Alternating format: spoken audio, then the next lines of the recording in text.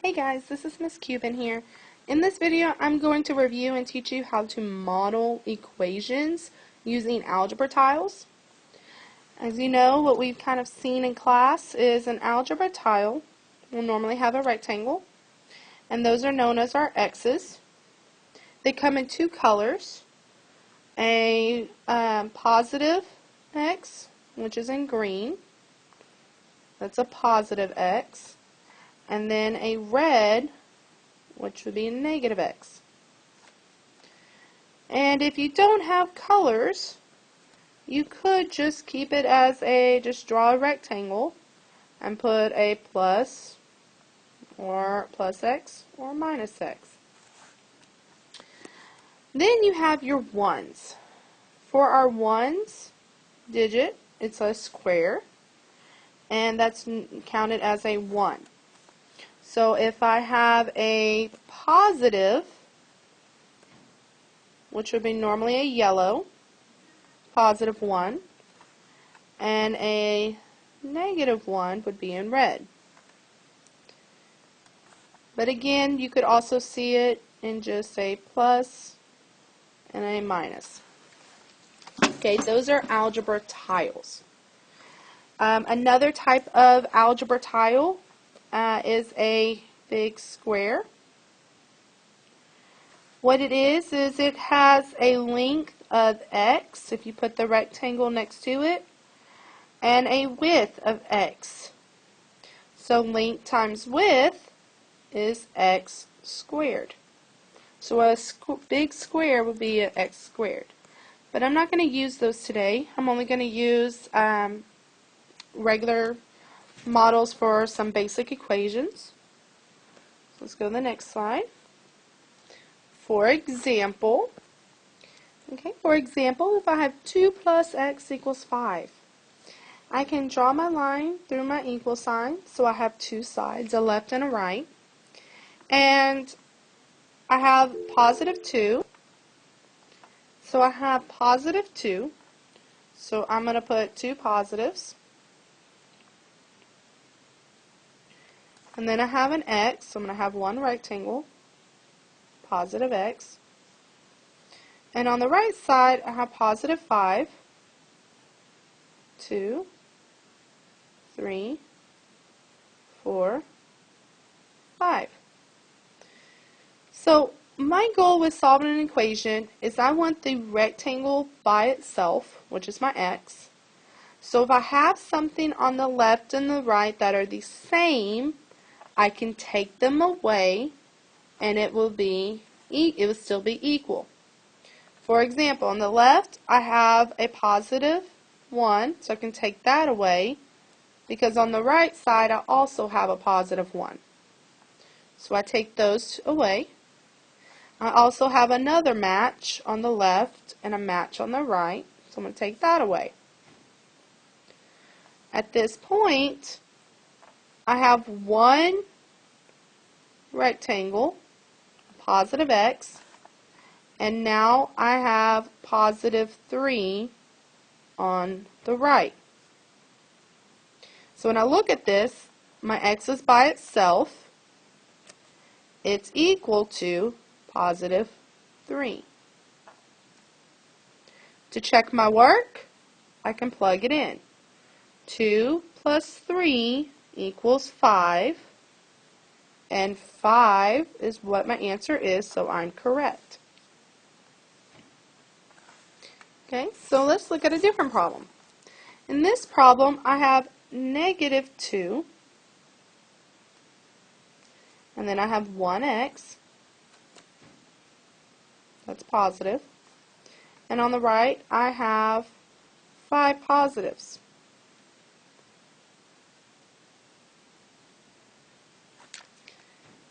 I look at my left and my right, but I have nothing that's equal.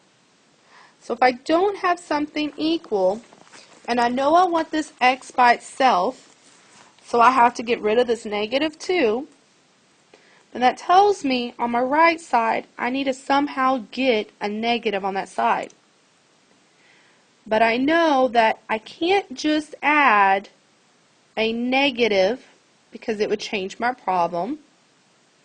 So I can add what is called a zero pair.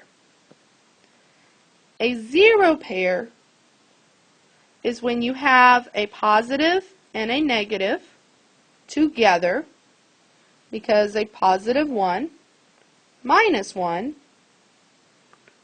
equals 0. So, if it equals 0, then it doesn't change my problem. I can add 5 plus 0, and I still have 5.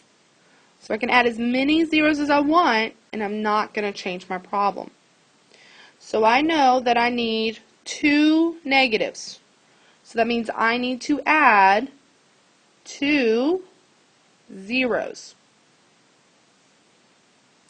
So I look at my problem, and I see that I can now take away the negatives from both sides, and I am left with, on my left, positive x, and I have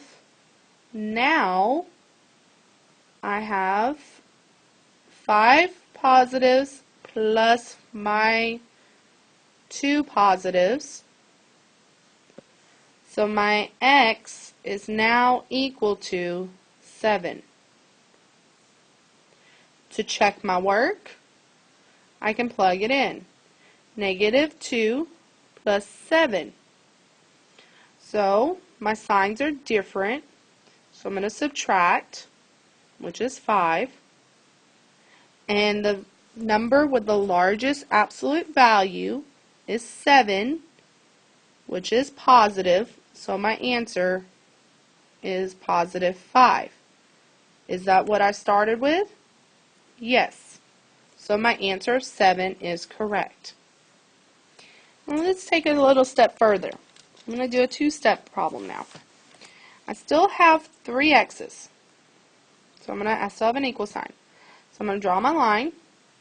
And I have 3 x's, so I'm going to draw my 3 rectangles. They are positive x's.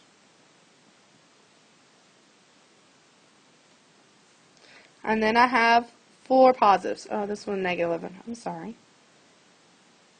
4 positives. And then on my right side, I have 11 negatives. 4, 5, 6, 7, 8, 9, 10, 11. So when I look at this problem, I want my x's by themselves. So I have to get rid of my 4 positives. But I do not have positives on my right side. So that tells me I am going to add 4 zeros. 1, 2, 3, 4. I can take a positive from both sides away, and I am now left with 11, 12, 13, 14, 15 negatives.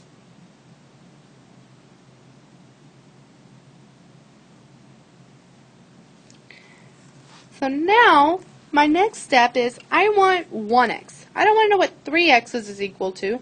I want to know what 1x is. So if I'm looking for 1x, I'm going to take this negative 15 and I'm going to divide it into 3 groups.